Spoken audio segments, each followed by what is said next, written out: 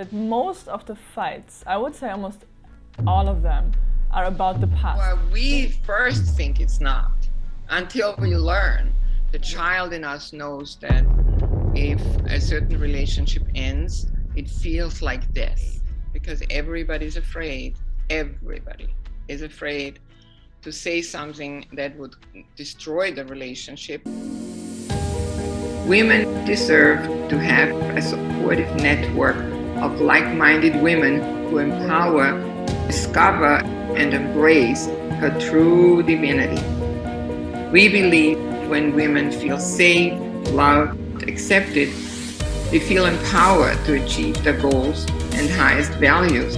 And this is what we bring to you through our organization. Hello, welcome everyone. Welcome to week 6 of your 12-week challenge. Congratulations, you made it halfway through the challenge. So today we are very happy to be here with you. We have a very important topic and luckily we have an expert sitting here about that topic.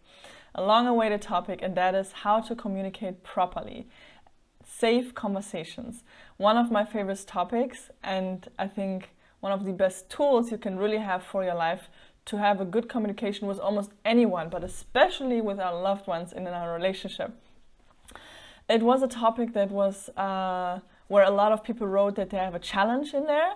So we're happy to address that now because we can see it is really a need for almost anybody, even myself. I was learning safe conversations from Hilda years ago, and it already served me so well, and I think 1,000 other people. So some challenges that was brought about these topics was, for example, breaking through in a relationship with my children to have a deeper communication.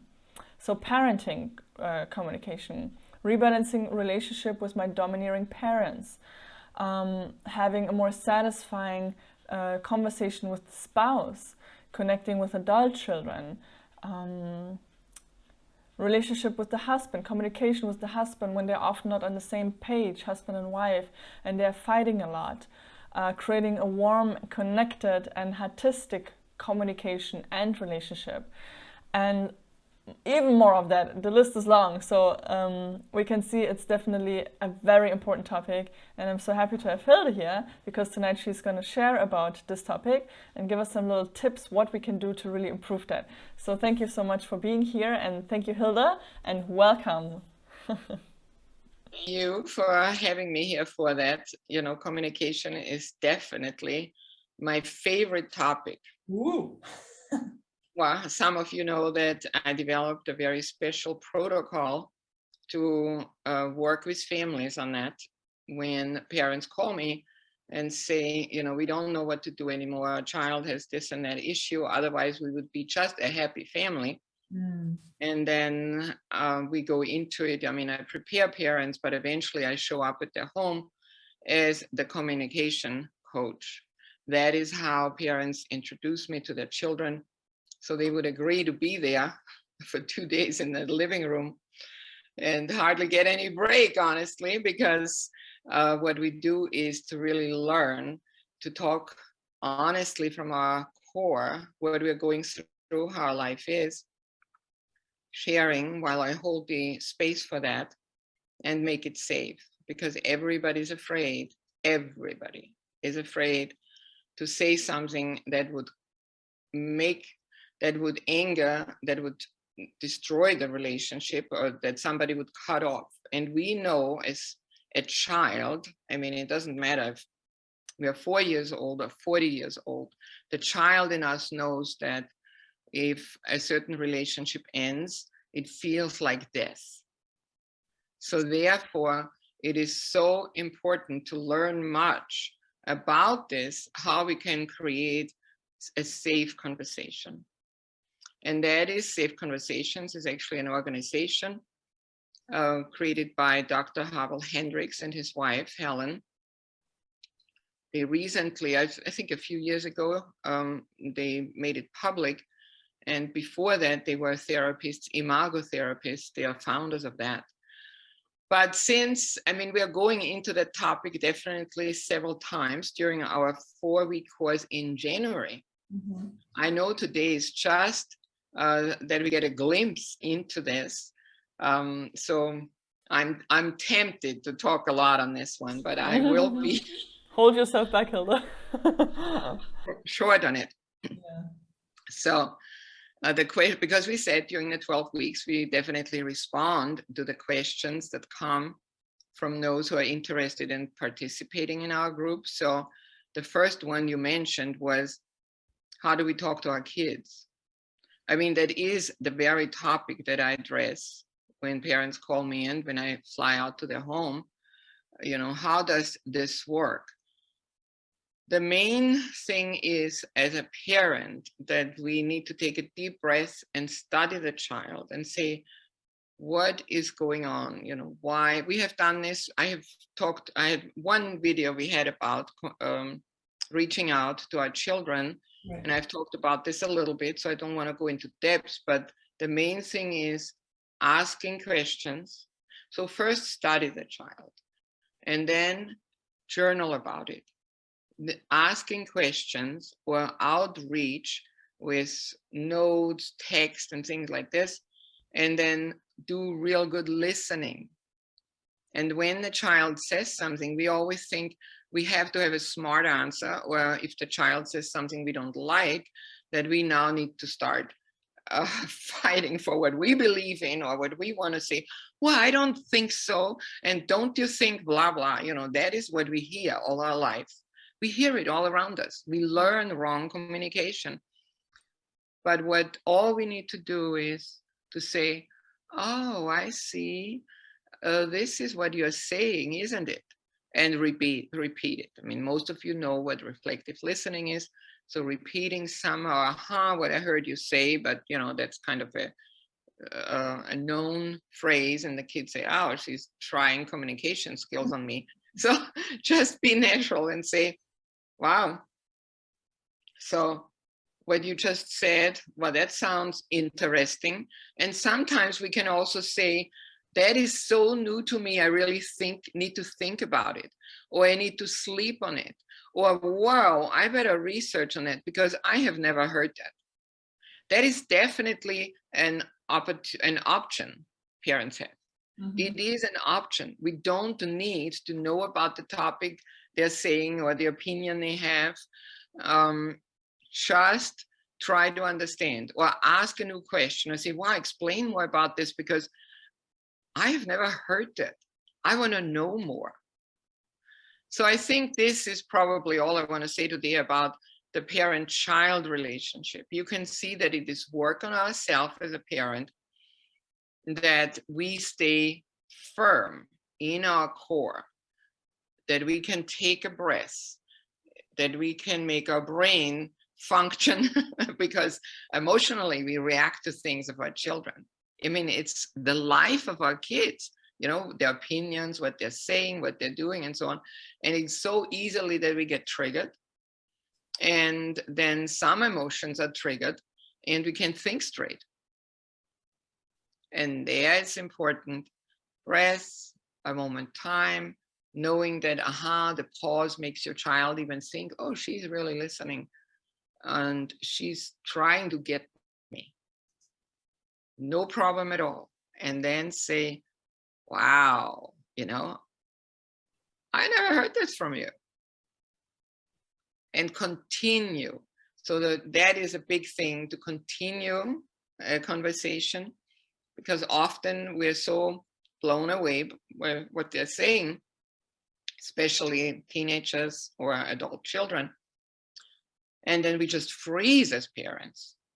And right there, that's the end. But if we can make it a new question, what were you saying? Oh, that's interesting. Wow, I want to know more about this. And well, where did you get that information from? Or how did you come to that idea or that opinion? Or how do you feel? You know, that's a lot of questions. And so we can stay in the conversation. So they see that we are present, we're interested. Okay, so that's about parent-child. how to restore and how to begin to get into their life and hold conversations. The other thing I thought I'd say today is I want to prepare, or I want to help to simplify safe conversation protocols. I know when you're taking the course, you go deeper, longer into it. That would touch very much on inner child healing, actually, that you recognize things and a real intense back and forth between the two people who are talking. So let's say spouses, husband, wife, they're talking.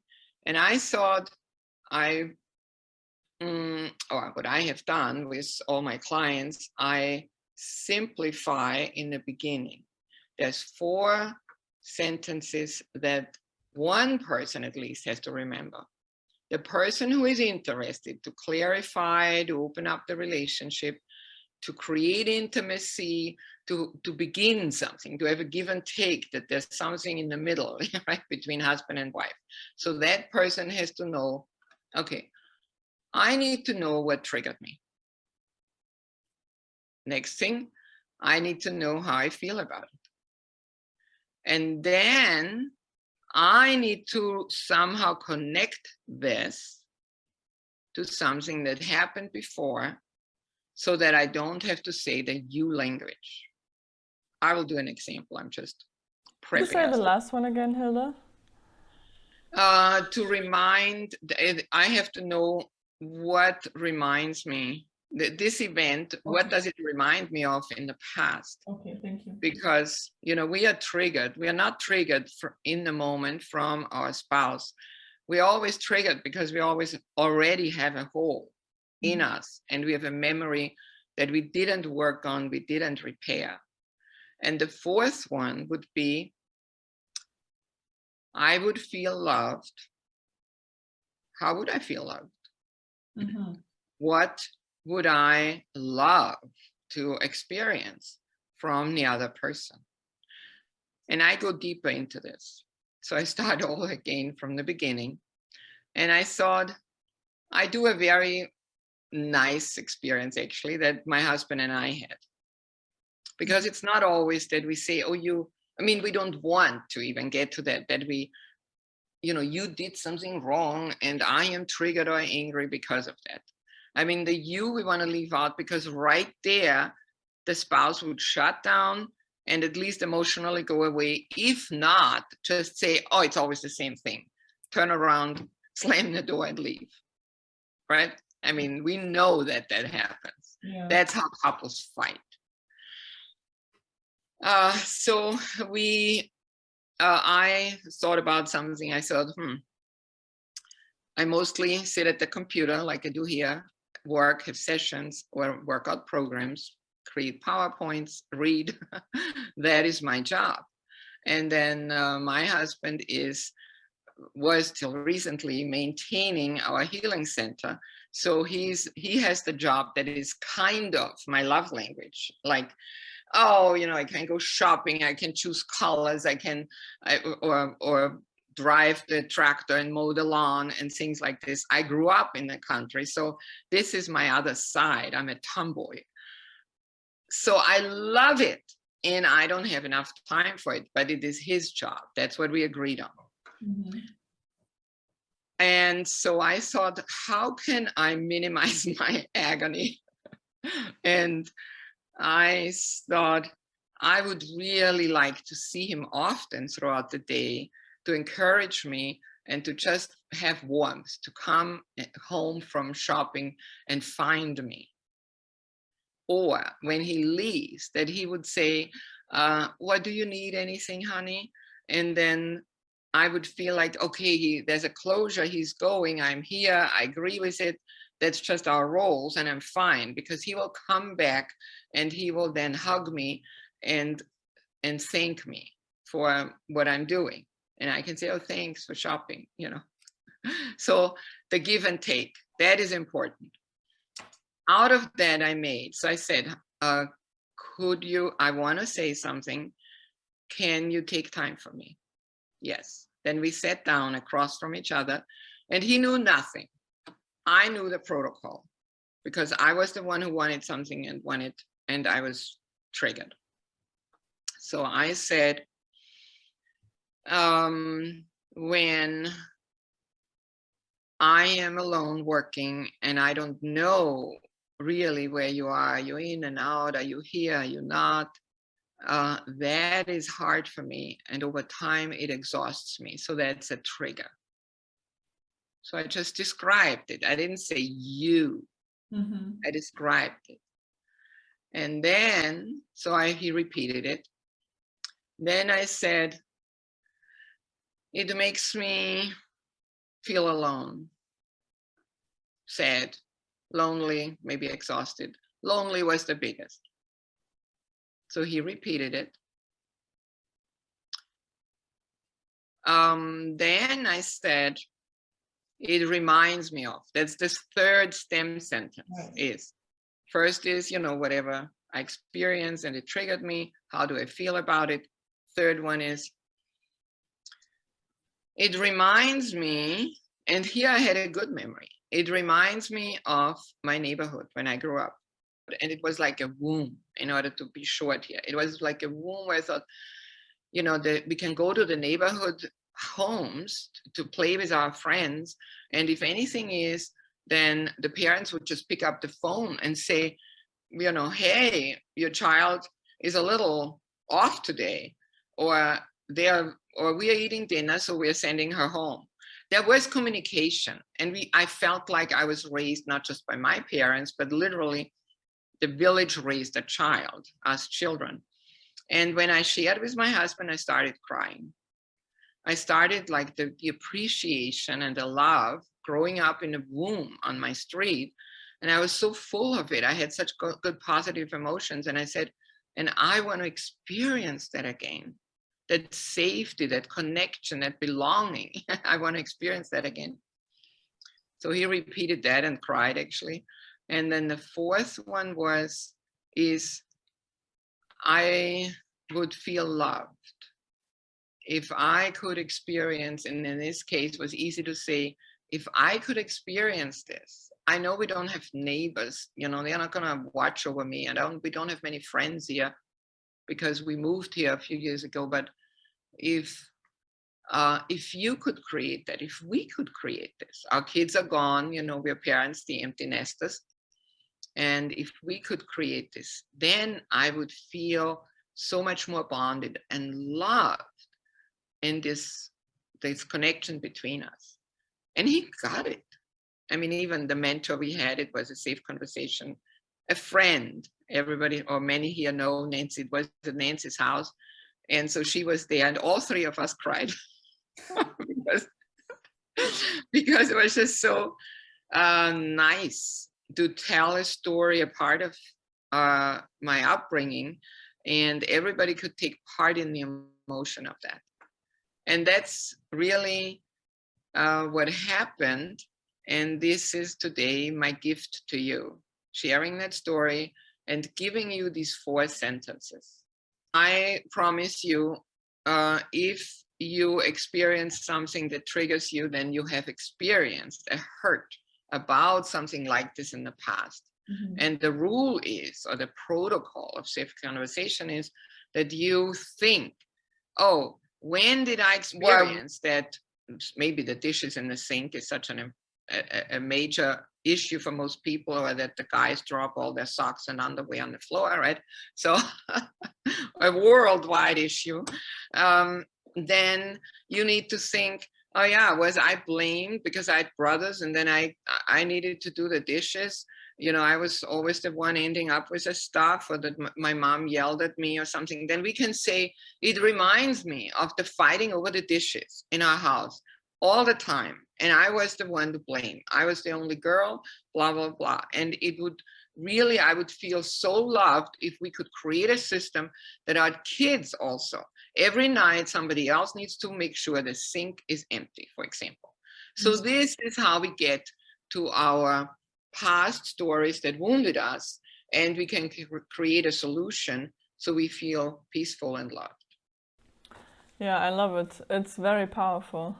It's so helpful because it's really not about blaming the other person, and you actually realize that most of the fights, I would say almost all of them, are about the past. We first think it's not until we learn, you know, settle down, think about it, take a deep breath, until we learn that, yeah, if I am truthful, this goes all the way back to, Exactly. you know, I can say here, I was the other day triggered about a girlfriend, and then I thought about it. Why am I so triggered? And then I thought back, it all went all the way back to when I grew up. I must have been a young teenager, and something with the girl next door. You know, she was always the loud one, the one who knew everything, overriding, not letting me in the sentence, stuff like this. And I thought, oh, wow, that's where it's coming from. Boom, right there. This is how we discover, if we take time for it, this is how we discover. And then we can correct what we actually want. This was the past, it wounded us, but I don't want that anymore. I want to correct it. And truth speaking is what Safe Conversations is. It is naming what has happened to me and asking for something new. I need more from you. I want to invest in this relationship. Do you want to invest in a relationship? Mm-hmm. Yeah, that's very good. Thank you so much, Hilda. Wow. So much to learn. I took a lot of notes here. So I just want to summarize a little bit from the notes I took. So what I learned from you today was, first of all, the relationship between parent and child. You said the steps you can take is study the child first of all, and then journal about it and start to outreach, ask questions, show interest to the child, and then listening. And forget about the need to always have a smart answer, basically, but just learn how to sit there and listen.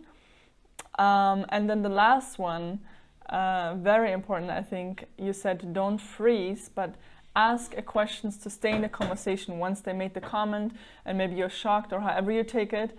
Don't just sit there frozen, which I think I experienced in my upbringing. And I always wished, why can't you not ask a question? I feel like I don't know how my mom, it reminds me actually of my mom, when I never knew, what is she thinking now? I told her so much deep stuff right now, and there's zero response, you know? I was always wondering what's going on. So this is a big one, for me at least. Don't freeze, ask a question to stay in the conversation. Very, very good. And then you talked about couples or safe conversation that we can use. First one, ask yourself the question, what triggered me? And then, how do I feel about it? That's the second one.